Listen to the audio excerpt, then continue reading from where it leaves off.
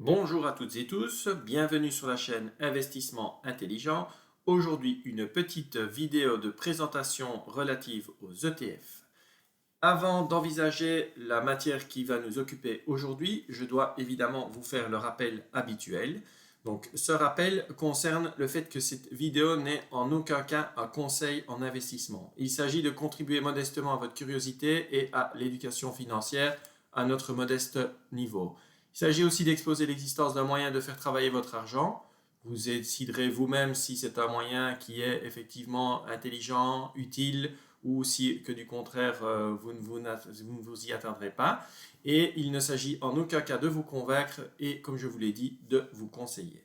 Alors, cette petite mise en garde étant faite, nous allons aujourd'hui parler des coûts et de la fiscalité des ETF, mais pour bien comprendre ces deux matières, on va tout d'abord envisager un point important et d'identifier quels sont les différents acteurs entre l'émetteur d'un ETF et l'investisseur qui va acheter cet ETF. Alors, il y a à notre sens quatre grands acteurs. Il y a les investisseurs, que nous sommes potentiellement. Il y a l'émetteur ou les émetteurs de l'ETF. Il y a les courtiers qu'on appelle parfois également brokers et qui font parfois appel à des banques dépositaires. Et il y a le marché boursier sur lequel évoluent les indices qui sont donc les éléments sous-jacents qui seront repris dans les ETF.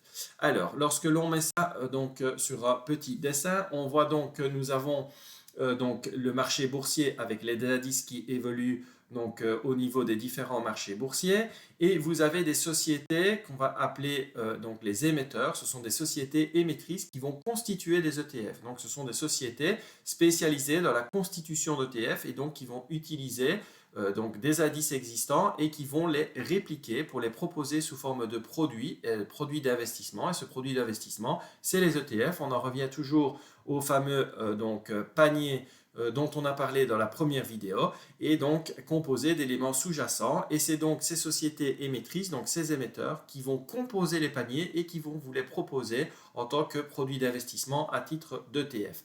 Alors, les sociétés émettrices, elles peuvent évidemment se situer dans différents pays, et on peut par exemple citer BlackRock, on peut citer Amundi, Lyxor, Van Eyck, Vanguard. Bref, il y a une série de sociétés qui émettent et qui éditent en réalité des paniers pour proposer des ETF.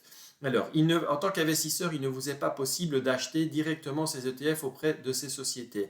Ce n'est pas le métier de ces sociétés que de vendre des ETF aux investisseurs.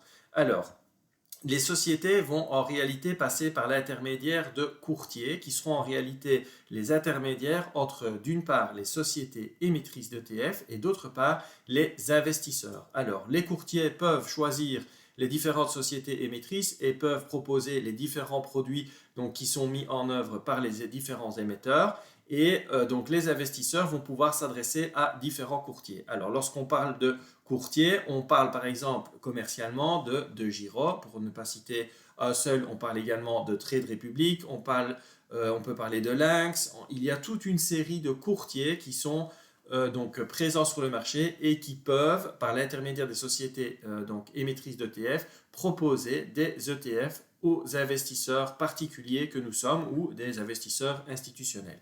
Donc, c'est très important de comprendre ce schéma. D'une part, le marché boursier, les sociétés émettrices qui sont des spécialistes, des fabricants d'ETF.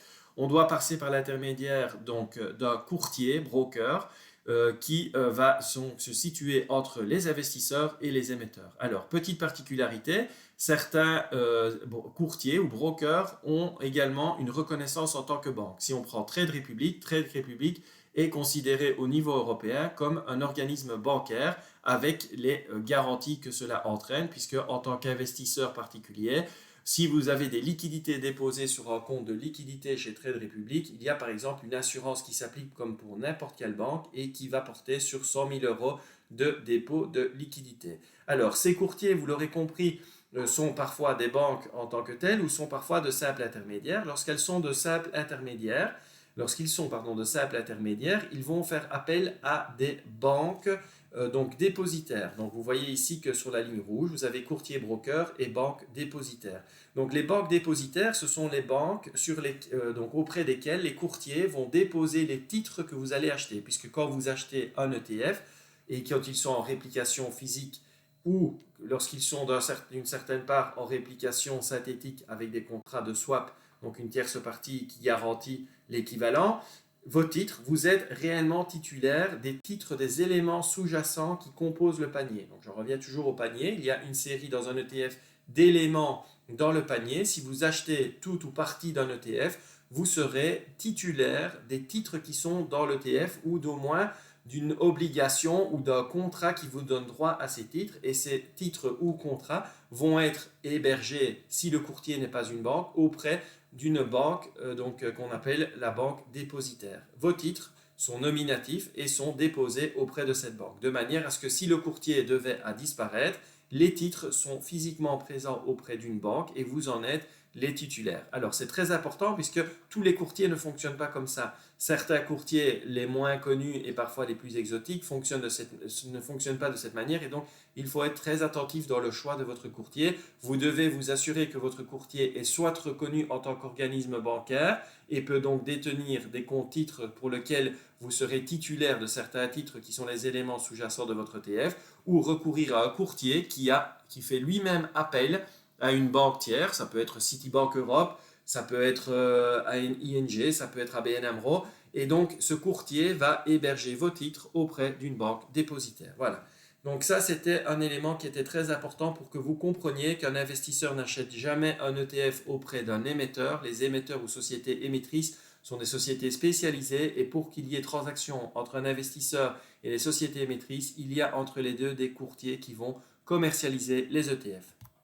Alors, un des éléments importants, c'est le coût d'un ETF. Que coûte un ETF? Donc, lorsque vous voulez acheter un ETF ou une part d'ETF, puisqu'il est possible d'acheter une fraction d'ETF, vous allez avoir un prix d'achat. Le prix d'achat, il est présent donc auprès de votre courtier, il va s'afficher, ça peut être très bien 100 € pour un ETF. Par exemple, MSCI World, je vais inventer une valeur c'est 100 €, une part de MSCI World vaut 100 €, et c'est cette valeur qui va évoluer avec la valorisation du MSCI sur le marché boursier et qui va donc prendre de la valeur. Elle va passer, espérons-le du moins, à 101, 102, 103, 104 € en fonction de l'évolution de l'indice et surtout des éléments sous-jacents qui le composent.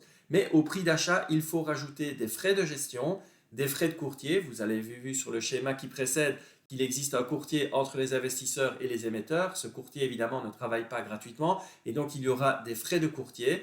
Et donc ces frais de courtier, c'est ce qu'on appelle généralement les frais de garde ou les frais de gestion du courtier.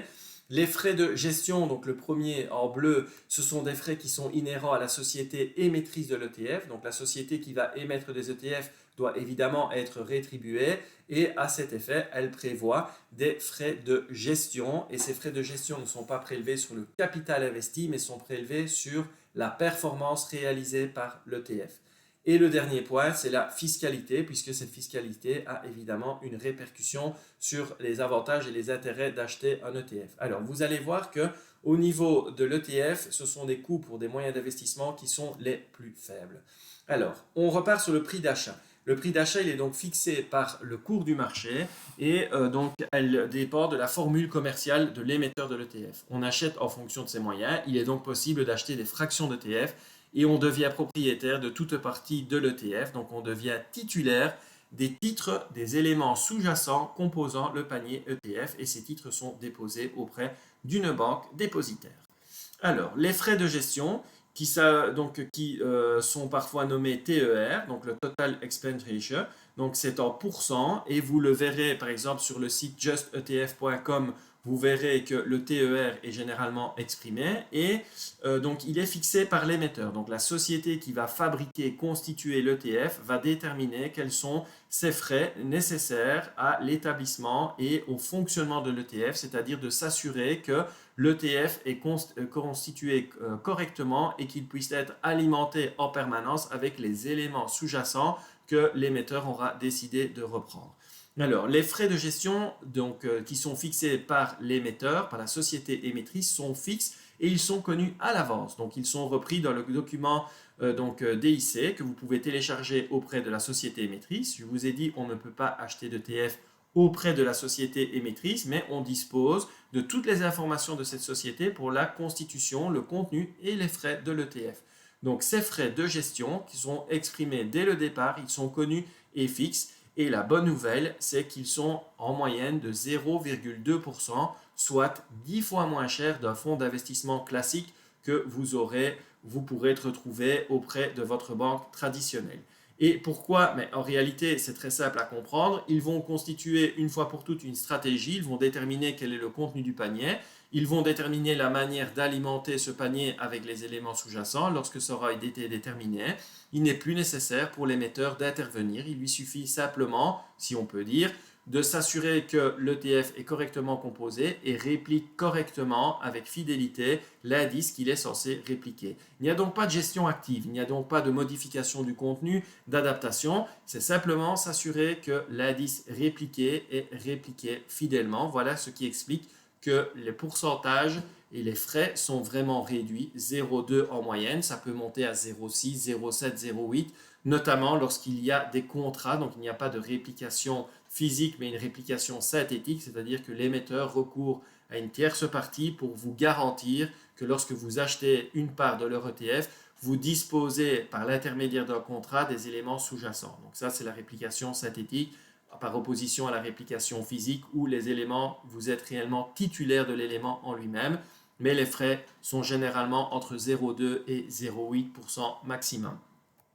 Les frais de courtier, donc vous avez vu sur le schéma que le courtier est donc l'intermédiaire entre les sociétés émettrices et les investisseurs, qu'ils soient particuliers ou institutionnels, et les frais de courtier sont fixés donc par les courtiers et ils concernent généralement trois éléments. C'est au moment de l'achat, pour la conservation ou la garde du titre et la vente de vos titres. Avec les courtiers en ligne, donc il existe des offres spécifiques et les frais de courtier sont de nouveau très faibles. Et avec les offres spécifiques, lorsque vous décidez par exemple d'investir chaque mois un certain montant à date fixe, certains courtiers disposent d'un programme prévu à cet effet que vous allez pouvoir modifier, gérer, annuler à tout moment. Et si vous recourez à ce programme, les frais seront encore plus réduits. Pour ne citer que Trade Republic, puisque c'est celui que j'utilise personnellement, Trade Republic ne compte aucun frais d'achat pour les ETF à partir du moment où ils sont achetés à partir d'un programme d'achat automatique. Donc vous automatisez et je répète, vous pouvez à tout moment mettre fin à ce programme. Si vous décidez d'investir 50 € à l'une reprise par mois ou à 2 reprises par mois, sur un ETF bien spécifique, vous pouvez à tout moment aller éditer votre programme automatique et vous aurez mis fin au programme automatique. Mais tous les ETF qui auront été achetés par l'intermédiaire de ce programme automatique ne vous aura rien coûté en termes d'achat. Donc ça, c'est une des solutions qui est la plus économique pour les personnes qui veulent mettre en place une stratégie de type DCA. Donc je le répète encore, Trade Republic, 0 € à l'achat lors d'un plan d'investissement périodique. Au niveau des frais de garde, au niveau des frais de garde principalement, les frais sont relativement comparables, quel que soit le courtier. Il est parfois difficile d'analyser quels sont ces frais de garde, mais ils sont relativement, voire très faibles, inférieurs aux frais d'émetteur, donc inférieurs à 0,2%. Donc on est sur des coûts qui sont vraiment secondaires et résiduels par rapport à la valeur que peut apporter un ETF. De la même manière qu'à l'achat, il peut y avoir des frais, à la vente, il peut également y avoir des frais. Si on prend Trade Republic, l'achat est gratuit, la vente est de forfaitaire de 1 € pour toute vente d'ETF, que vous vendiez pour 100, 200, 400, 1000, 10 000 € d'ETF. C'est la transaction de vente va vous coûter 1 € pour la vente d'un ETF. Donc, chez Trade Republic, je ne suis pas actionnaire de Trade Republic, mais j'utilise Trade Republic. Je vous donne mon point de vue sur Trade Republic. Lorsqu'on veut mettre en place de la DCA et garder sur du moyen et long terme, c'est une solution qui est très peu coûteuse. Alors, on arrive au dernier point qu'on souhaite aborder aujourd'hui, c'est la fiscalité. Alors, la fiscalité, et ici on va apporter vraiment le sujet sur la fiscalité belge, c'est toujours ce qui fait peur. Et ce qui fait par contre peur à la fiscalité, et oui, on a trouvé quelque chose qui faisait peur à la fiscalité, c'est l'ETF capitalisant. Et je vais tout de suite vous expliquer pourquoi. En Belgique, en effet, on fait une différence entre l'ETF capitalisant et l'ETF distribuant au niveau de la fiscalité. Comme je vous l'ai expliqué dans la précédente vidéo, il existe des ETF capitalisants. Donc, lorsqu'il y a des dividendes qui sont générés par les éléments sous-jacents qui sont dans l'ETF, ces éléments ne vous sont pas restitués, ces dividendes ne vous sont pas distribués, ils sont réinvestis dans votre valeur d'ETF. Si, prenons un exemple, vous avez un ETF qui vaut 100 euros, que les éléments sous-jacents ont généré 1 euro de dividende, plutôt que de vous verser cet euro de dividende, on va réinvestir dans votre capital et votre capital passera automatiquement de 100 à 100 euros à la date qui a été fixée par l'émetteur de l'ETF, puisque c'est l'émetteur de l'ETF qui décide en fonction de la composition et des éléments sous-jacents quand seront réintégrés les dividendes des éléments sous-jacents. A contrario, l'ETF distribuant, c'est un ETF pour lequel les éléments sous-jacents vont générer des dividendes et ces dividendes vont vous être distribués. Alors, attention, il y a une distinction importante au niveau de la fiscalité entre les deux ETF. L'ETF capitalisant est très efficient, on va le dire comme ça, tandis que l'ETF distribuant est très impactant au niveau de la fiscalité. Alors, l'ETF capitalisant, on est uniquement taxé sur l'opération boursière. C'est ce qu'on appelle la TOB, taxe sur l'opération boursière. Ça veut dire que ici, on ne parle pas de frais, on oublie ce que j'ai expliqué précédemment sur les frais. Donc ça, c'était le premier volet. Ici, on parle de fiscalité. Lorsque vous allez acheter ou vendre des ETF, vous allez avoir une taxe sur l'opération. J'insiste bien, c'est une taxe sur l'opération et pas une taxe sur la plus-value. Donc avec un ETF capitalisant, on a simplement une taxe sur l'opération boursière. Quel est le montant de cette taxe? Cette taxe, le montant est forfaitaire, que ce soit à l'achat ou à la vente, et il est exprimé en pourcent. Et pour connaître le pourcentage qui est applicable à l'achat ou à la vente de l'ETF, il faut savoir si cet ETF a été émis dans l'espace économique européen, EEC, s'il a été émis hors de l'espace économique européen ou s'il a été émis en Belgique. Et là, je vous ai mis le smiley qui rigole parce que je ne comprends pas, c'est toujours la même chose en Belgique. Pour un ETF qui est émis en Belgique, c'est l'ETF qui est le plus taxé, alors qu'un ETF qui serait émis dans l'espace économique européen est taxé à 0,12%. Je n'ai pas d'explication, il y en a sans doute une, mais néanmoins, on constate que les sociétés émettrices d'ETF n'ont aucun intérêt à venir s'établir en Belgique. Rassurez-vous, c'est le cas, il n'y a quasiment aucune société qui émet des ETF qui est en Belgique. La plupart des sociétés qui émettent des ETF dans l'espace économique européen sont au Luxembourg, sont en Irlande ou en France. En Irlande et au Luxembourg, elles ont notamment des accords avec les grands émetteurs d'ETF américains pour avoir un système où on réplique l'ETF américain, on le propose sur le marché européen à partir d'une société basée en Europe, ce qui permet d'avoir une fiscalité à donc 0,12 à lieu d'avoir une fiscalité à 0,35 si l'ETF était émis hors de l'espace économique européen. Évidemment, à éviter un ETF qui serait enregistré ou émis à partir de la Belgique puisqu'il vous en coûterait 1,32%. Donc, je vais donner un exemple. J'achète un ETF capitalisant MSCI World pour 100 euros. Donc, le capitalisant, vous le voyez dans la dénomination de l'ETF. Vous voyez, c'est un ETF MSCI World ACC accumulant ou CAP capitalisant.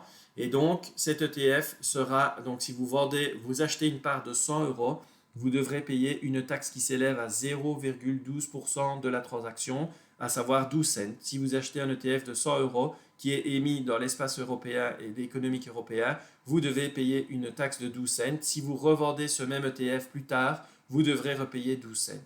Donc c'est donc une taxe qui est relativement peu impactante. Donc on a parlé de 0, en frais et on parle encore de 0, en taxation. Et je répète, on n'est pas taxé sur la plus-value. Vous achetez un ETF de 100 euros, vous payez 0,12%, donc à savoir 12 cents au moment de l'achat. Vous laissez votre ETF sur la plateforme pendant 10, 15, 20 ans. Vous faites une plus-value de 10, 15%.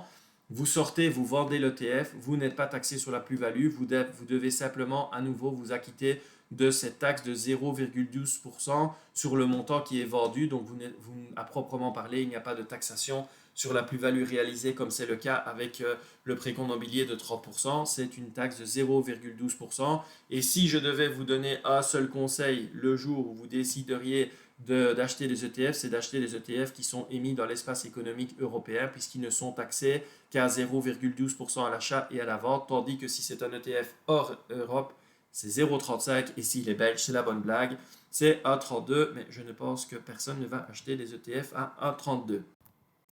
Alors, très important, je vous l'ai dit, et vous voyez le beau sourire de notre ami Louis, il n'y a pas de plus-value taxée, on est taxé sur la transaction, c'est la taxe sur l'opération boursière, TOB, et non pas sur la plus-value réalisée. Alors, je vous ai dit qu'on faisait la distinction entre l'ETF capitalisant et l'ETF distribuant. L'ETF distribuant, c'est un ETF qui a une fiscalité particulière puisque les diviseurs des éléments sous-jacents vont vous être distribués. Vous allez percevoir des dividendes et dans ce cas, vous allez devoir déclarer ce dividende perçu et payer un précompte de 30%. Autant dire que là, vous allez être donc taxé sur la plus-value puisque les dividendes qui sont générés vont provoquer un précompte de 30% en plus de la taxe sur les opérations boursières, c'est-à-dire vous payerez la taxe de 0,12, 0,35 ou 1,32 quand vous allez acheter ou vendre l'ETF distribuant et en plus lorsque vous percevrez les dividendes, vous allez devoir payer un précompte de 30%. Donc, il est donc très important de tenir compte de la fiscalité sur la manière, donc en tout cas lorsque vous aurez décidé ou pas d'investir, ça c'est vous qui décidez, mais il faut savoir que la fiscalité peut avoir un impact très important sur l'efficacité et sur le rendement de l'ETF. Vous avez vu la différence entre l'ETF capitalisant et l'ETF distribuant. Alors ici, on reprend une petite synthèse de la fiscalité.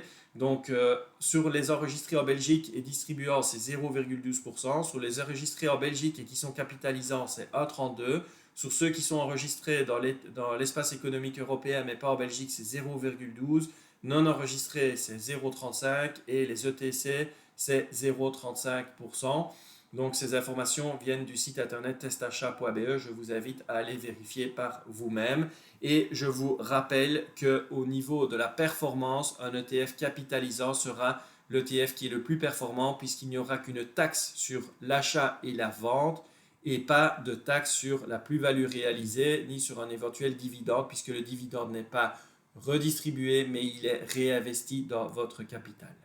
Alors, pour résumer, le coût d'un ETF, c'est 99,5%, une estimation grossière du prix d'achat, et les frais s'élèvent à 0,5%.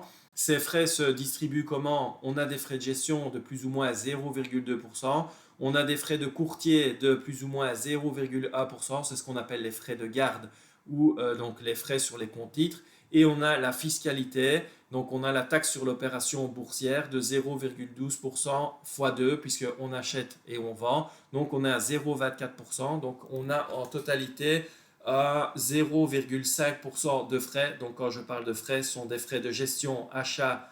Donc, ce sont des frais de gestion, pardon, c'est les émetteurs de l'ETF qui vont exiger ces frais de gestion et les prélèvent. Vous avez des frais de courtier, c'est la conservation des titres, des éléments sous-jacents. Et vous avez la fiscalité qui est due à l'État. Et cette fiscalité, donc, c'est la taxe sur les opérations boursières. Donc, la taxe à l'achat et à la vente. Donc, quand vous achetez et quand vous vendez un ETF, si vous utilisez 100 euros, il y a 99,5 euros donc, qui vont être consacrés à votre investissement et uniquement 0,5% de frais. Si vous comparez avec un fonds d'investissement classique auprès d'une banque classique, vous verrez que les frais sont de 1, 2, 3% parfois pour l'entrée plus la garde et parfois encore 0,5% à la sortie. Donc on a des frais qui sont 7, 8 fois moins élevés que des fonds d'investissement traditionnels. Vous ne devez pas me croire sur parole, ce n'est pas l'objectif, je ne cherche pas à vous convaincre. Je vous laisse aller vérifier auprès des banques telles que Belfius, ING, BNP,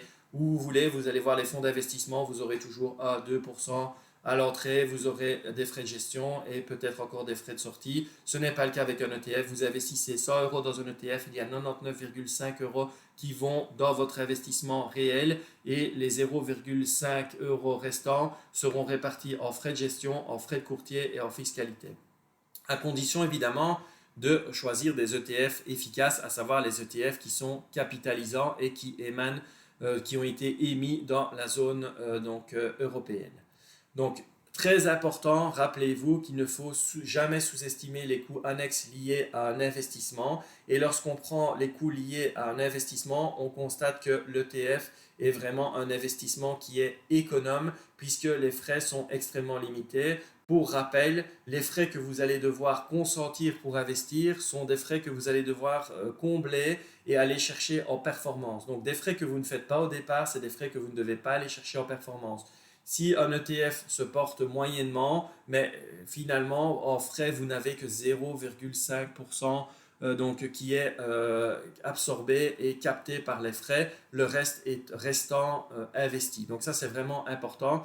Lorsqu'on envisage l'ETF comme moyen d'investissement, c'est un des moyens d'investissement qui est le moins cher sur le marché comparativement par exemple à des fonds qui sont proposés donc par des organismes bancaires. Et il faut savoir également que certains de ces fonds ne sont rien d'autre finalement que la réplication, voire même certains des ETF. Mais comme ils vous sont directement proposés par votre organisme bancaire, il faut savoir que les frais sont plus élevés.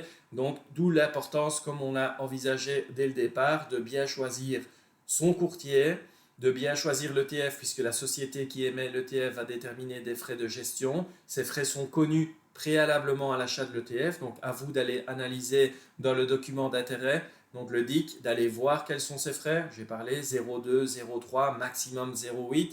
On a les frais du courtier, là encore on a des frais qui sont très variables et on a par exemple des courtiers comme Trade Republic où avec un programme d'investissement automatique on n'a pas de frais à l'achat. Et ensuite, on a la fiscalité. Et en Belgique, la fiscalité pour un ETF qui est émis hors de la Belgique et dans l'espace économique européen et un ETF capitalisant, ce ne sera que 0,12% au moment de l'achat, donc de la valeur d'achat, et 0,12% au moment de la vente de votre ETF.